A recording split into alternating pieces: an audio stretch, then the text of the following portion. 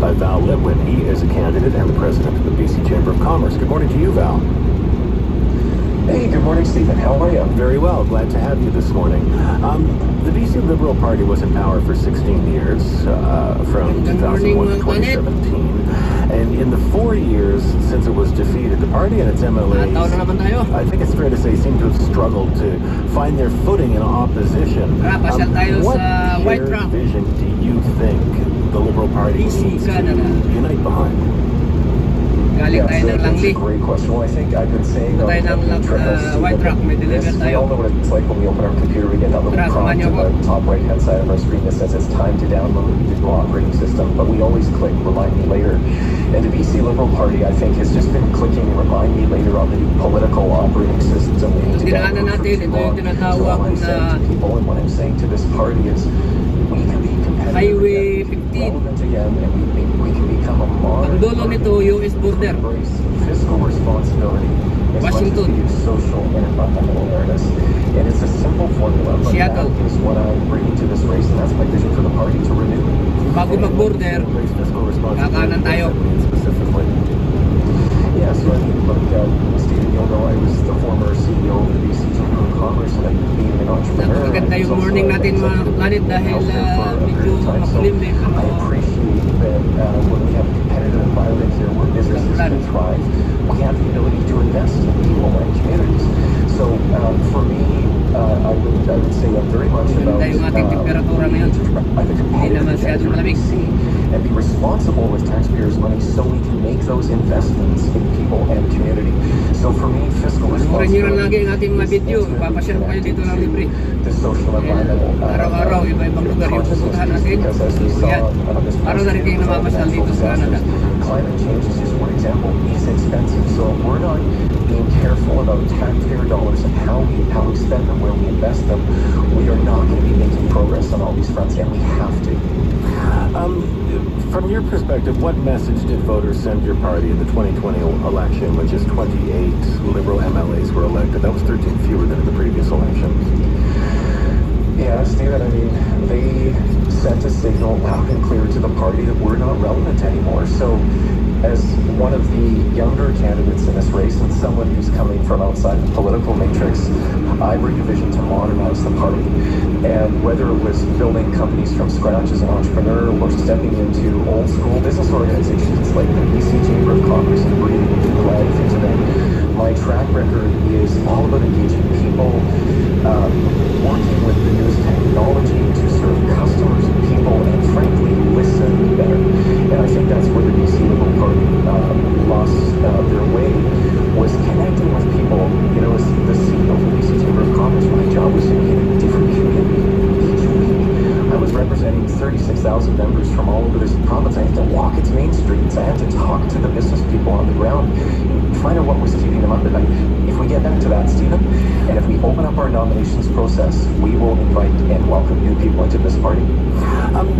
How do you bring everyone, because the Liberal Party, the BC Liberal Party, has a range of members, and we've heard a lot of Liberal MLAs and supporters, and you just talked about it yourself, the renewal of the party.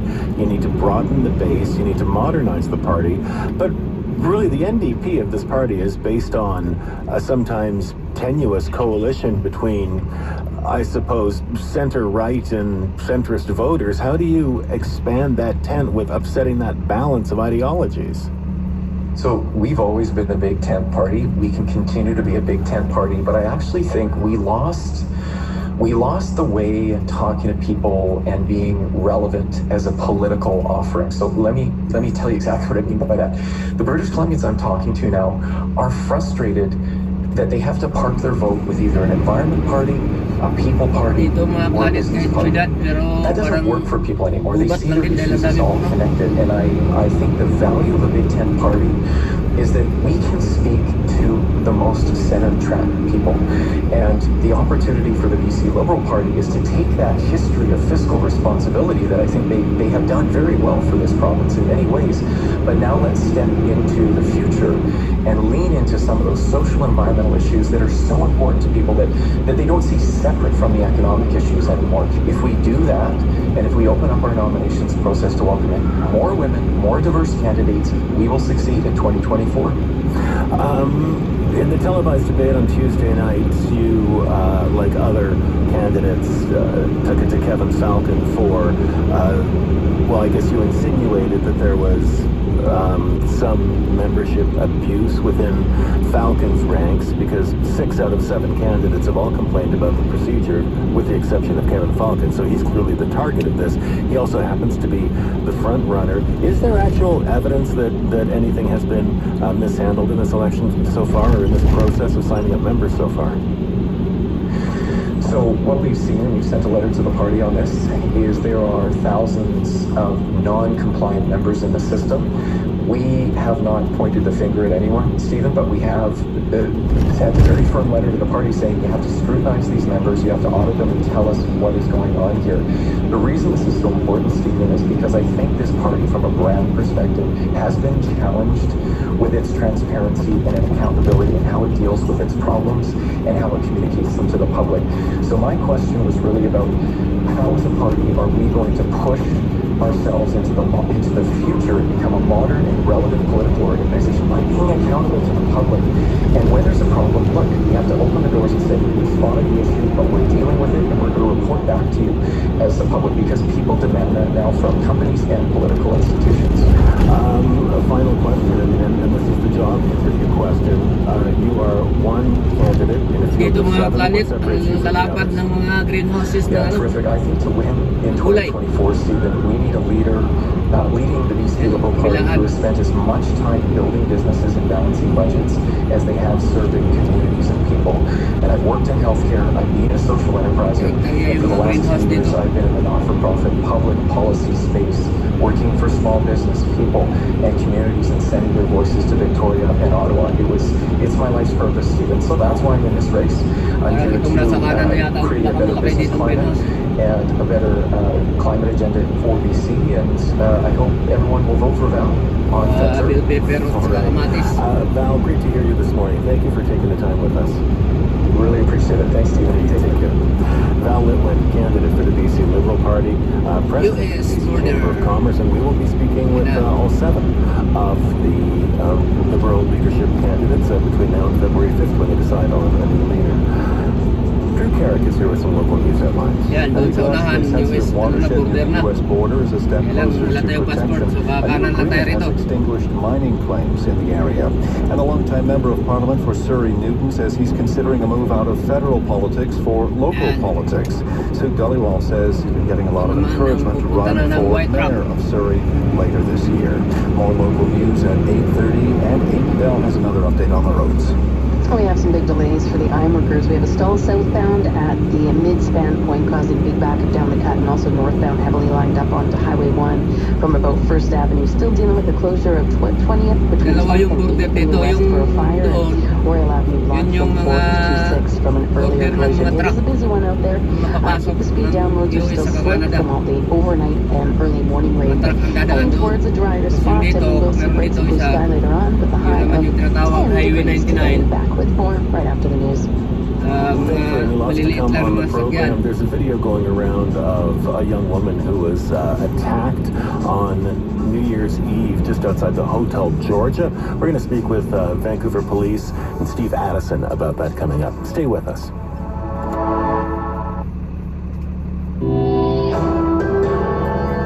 This is World Report. Good morning from CBC News. I'm Marcia Young. This is not only about a possible invasion and war. It's about whether Ukraine has a right to exist as a sovereign nation. U.S. Secretary of State Antony Blinken outlining the stakes for Ukraine. Blinken is on a diplomatic tour in Europe, tightening support among Western allies. Ukraine is facing a threat from Russia across 3 of its borders. Blinken says this shows which country is provoking the other. Russia justifies its actions by claiming that Ukraine somehow poses a threat to its security. This turns reality on its head. Whose troops are surrounding whom? Which country has claimed another's territory through force? Which military is many times the size of the other? Which country has nuclear weapons? Ukraine isn't the aggressor here. Ukraine is just trying to survive. Canada's Foreign Affairs Minister Melanie Joly is also in Europe. She reiterated Canada's support for an independent Ukraine. Let me be clear first. Russia is already in Ukraine. We're talking about a real threat of a further invasion of Ukraine. This morning, the United States imposed sanctions on 4 Ukrainians. It says we're working with Moscow to destabilize the government in Kiev. Tomorrow, Blinken will meet with his Russian counterpart, Sergei Lavrov. Blinken says he does not expect the meeting will resolve the crisis, but he hopes it will help persuade Russia to draw down its troops. A German probe says former Pope Benedict failed to act on several child abuse cases. The report was commissioned by the Catholic Church. It alleges perpetrators were allowed to continue to work as members of the clergy. Benedict denies the accusations. Megan Williams is in Rome with more. The inquest into the German Catholic Church has found that Pope Benedict, then called Joseph Ratzinger, was told about the facts of 4 separate cases of possible child sexual abuse, and that he allowed the accused to remain active in church roles. 2 of the cases of abuse, the report says, were committed during Ratzinger's tenure as Archbishop of Munich. One involved a now notorious pedophile priest who was transferred to Munich from another part of Germany, where he'd been accused of abusing an 11-year-old boy and allowed to be an active priest in Munich. The report was commissioned by the German church itself and carried out by a Munich law firm. They investigated allegations into the Archdiocese of Munich and Freising from 1945 to 2012. Investigators found some 500 victims of abuse, mostly young males, though they say many other abuse cases were probably not reported. Ratzinger, who's been living in the Vatican since resigning as Pope in 2013, has previously denied accusations he knew of the abuse. A Vatican statement released this morning that did not mention Benedict said the Holy See would evaluate the full report and expressed a, quote, sense of shame and remorse for the abuse of minors by clergy and confirmed its path to protect the little ones. Megan Williams, CBC News. In Britain, a member of the Conservative Party is accusing Boris Johnson's office of intimidation and blackmail. Isa rin to sa mga famous na mga pasyalan dito sa British Columbia. William Ragg says Johnson's office Whiterock Beach, yeah. pressure on Tory MPs who are considering supporting that review. Reports from the of members of staff on the Telephone Street encouraging the publication of stories in the press seeking to embarrass those who suspect of lacking confidence in the Prime Minister is simply unacceptable. Embarrassing stories to blackmail, and you can MPs who feel intimidated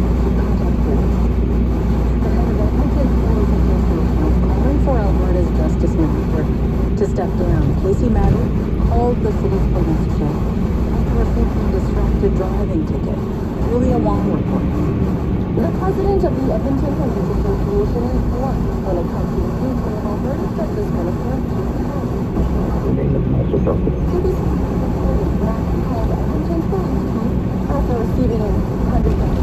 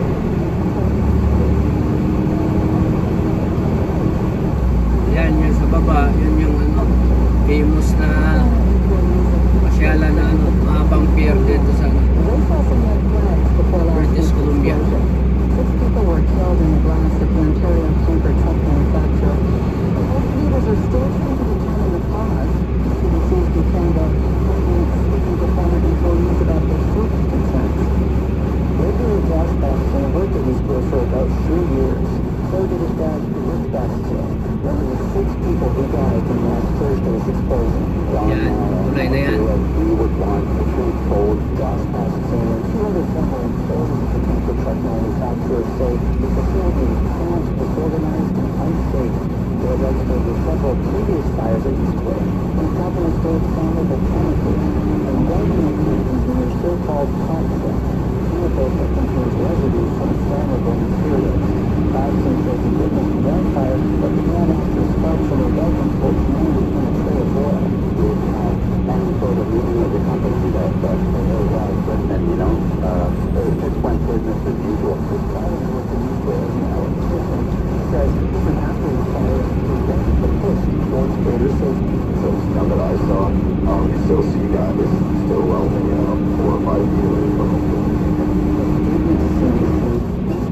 described the allegations by former employees as unfounded and said Eastway Tank has always worked to maintain the highest safety standards.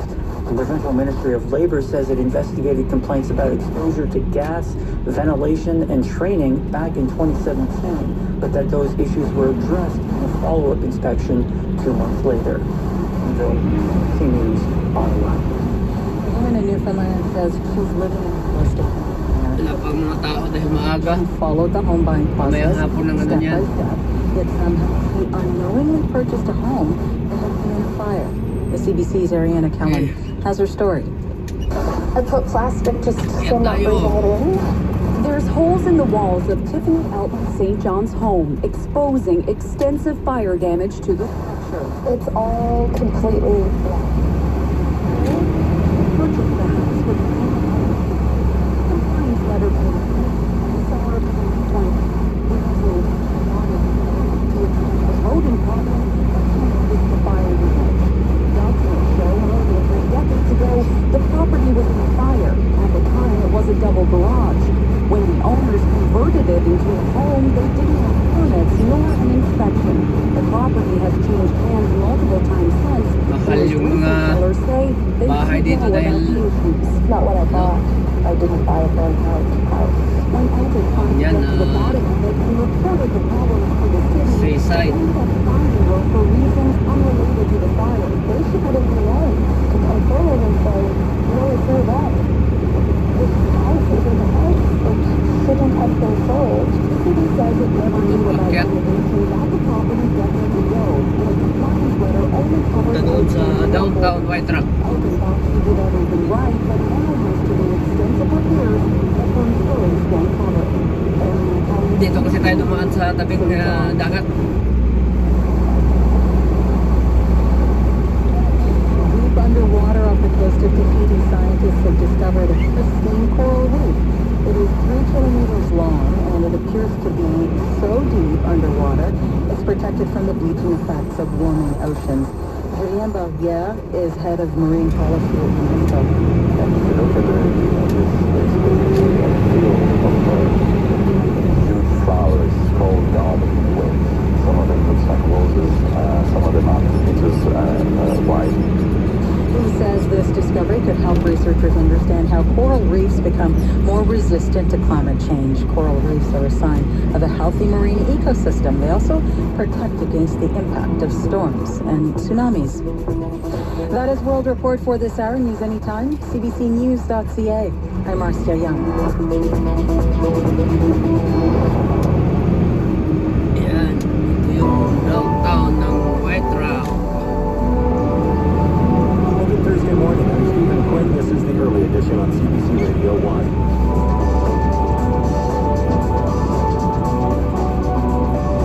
Coming up, Vancouver Police released a video earlier this week showing a 22-year-old woman being randomly attacked in downtown Vancouver.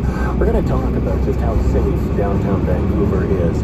And a little later on in the half hour, we're going to talk about the Push Festival and some of the changes being made with the pandemic. That coming your way right now. Drew Caracas is here from the CBC Vancouver newsroom. The federal government has signed a memorandum of agreement to hand over records from Canada's former residential school system. Situation response teams have been sent to healthcare facilities and to communities in northern BC that are struggling with the Omicron variant of the coronavirus. And Surrey RCMP say a pedestrian has been seriously injured after being struck by a vehicle last night at 92nd Avenue and King George Boulevard. More local news coming up at 8:30, and Amy Bell is back with the latest traffic and weather. It looks like they finally cleared that stalled dump truck that was on Grandview Highway eastbound before Boundary, but still seeing a lot of volume in the area. Also, still dealing with this stall southbound over the ironworkers. We're seeing big backup down the cut, and also still backed up northbound right through to the Cassiar tunnels. Lionsgate Bridge has also picked up a lot of extra volume, especially northbound. Still dealing with this closure in New Westminster on 20th between 8th and 10th Avenue from an earlier fire, and also in New Westminster we still have Royal Avenue blocked from 4th to 6th Avenues from a much earlier issue. If you see trouble, I'd love to hear about it, so call us at *pound 690, and we'll continue to see things drying out, and we'll see some breaks of blue sky this afternoon. I have 10 degrees. I'll be back with more in about 10 minutes. Thank you, Amy. 12 minutes after 8 o'clock on the early edition. Well, Vancouver police released a video yesterday of a 22-year-old Asian woman being randomly attacked in downtown Vancouver outside the Hotel Georgia on New Year's Eve. It appears the attack occurred during daylight hours, and it sparked a conversation about safety in our city, with Mayor Kennedy Stewart maintaining that Vancouver is, quote, one of the safest cities in the world. Not everyone, though, shares that opinion, and last year Vancouver police reported an average of 4 random stranger assaults per day. Well, Sergeant Steve Addison is the Vancouver Police Department's media spokesperson. He's been good enough to join us this morning. Good morning to you, Sergeant. Hi, Stephen. 4 random stranger assaults a day. Are we talking about physical assaults in all of those cases? Yeah, physical assault is what we're talking about here, and this is a statistic that we were able to come up with last year when we did a deep dive, a real deep analysis of all of the assaults that had occurred during the calendar year between September 2020 and September 2021. And essentially what we did was we knew anecdotally that we were seeing a lot of stranger, unprovoked assaults that were happening in the city. So we had our analysts literally open up and do a manual review of every assault file that had occurred over that calendar year, using certain metrics like was there any relationship between the victim and the suspect? How long was the initial interaction? Was the incident reasonable given the circumstances? And what they found was there was, on average, more than 4 random, unprovoked stranger assaults a day during that calendar year. We're talking about over more than 1,500 unprovoked assaults during that time frame involving more than 1,500 victims.